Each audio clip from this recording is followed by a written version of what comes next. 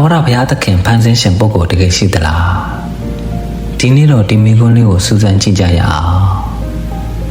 ဒီပြဿနာနဲ့ပတ်သက်ပြီးအတော်များများလဲဆွေးနွေးခဲ့အဖြေရှာခဲ့ကြပြီးပါပြီဒီဗီဒီယိုမှာတော့ထာဝရဘုရားသခင်ရှိမရှိကိုအတိအကျဆုံးဖြတ်မှာမျိုးမဟုတ်ပဲထာဝရဘုရားသခင်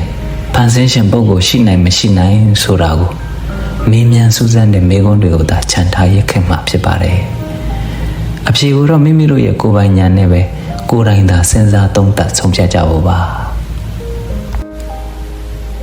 ထာဝရဘုရားသခင်ရှိတယ်ဆိုပါစို့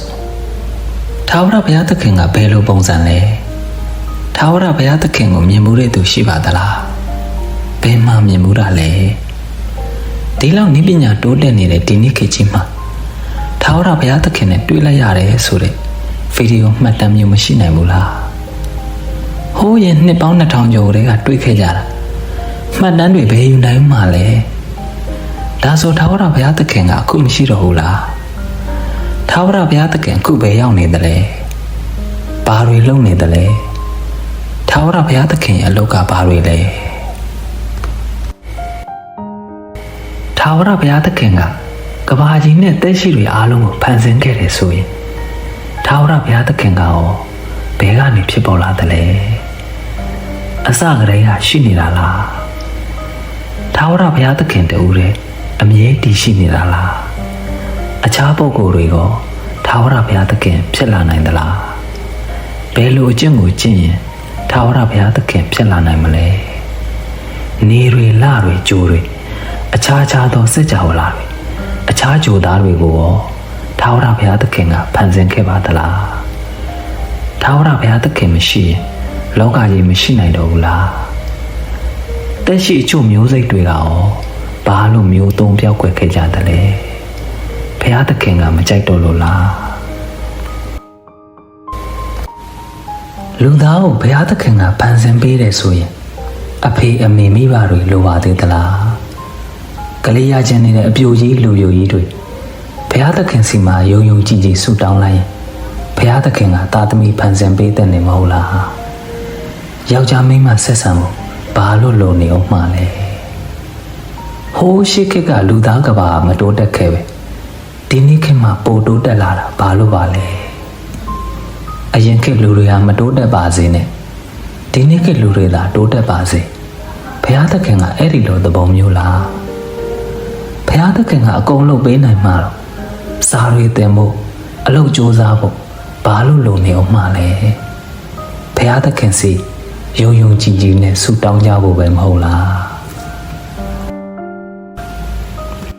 ဘုရားသခင်ရှိကြောင်းမယုံတဲ့သူတွေကိုဘာလို့ဖန်ဆင်းထားခဲ့တာလဲ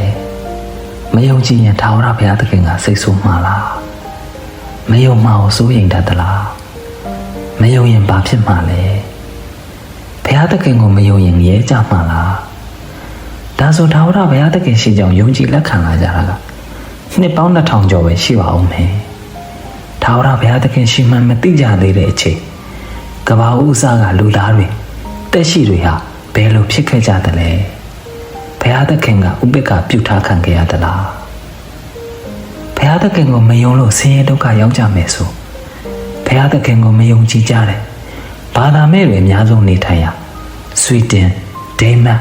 နော်ဝေတို့လိုတိုင်းပြည်တွေဘာလို့အခုတိုးတက်နေကြပါသလဲဘုရားသခင်စီယုံယုံကြည်ကြည်ဆုတောင်းရင်ကောင်းတဲ့ဘဝကိုတကယ်ပဲရလာမှာလား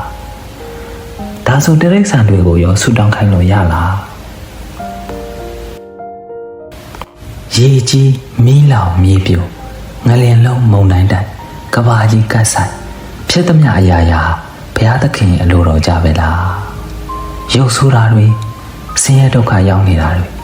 အယိုင်ဆိုင်ဘဝတွေကုမရတဲ့ယောဂဆန်းတွေကဘာဖြတ်လက်နဲ့ဆန်းတွေအသက်ခံကြရတာတွေ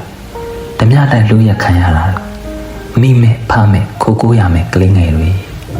အားလုံးဟာဘုရားသခင်ရဲ့စီမံရာပဲလားအမျိုးသမီးတူအာဓမ္မပြုကျင့်ခံရဖြည့်ဆည်းခံရတာလေဘုရားသခင်ရဲ့အလိုတော်ကြပဲလားဒါဆို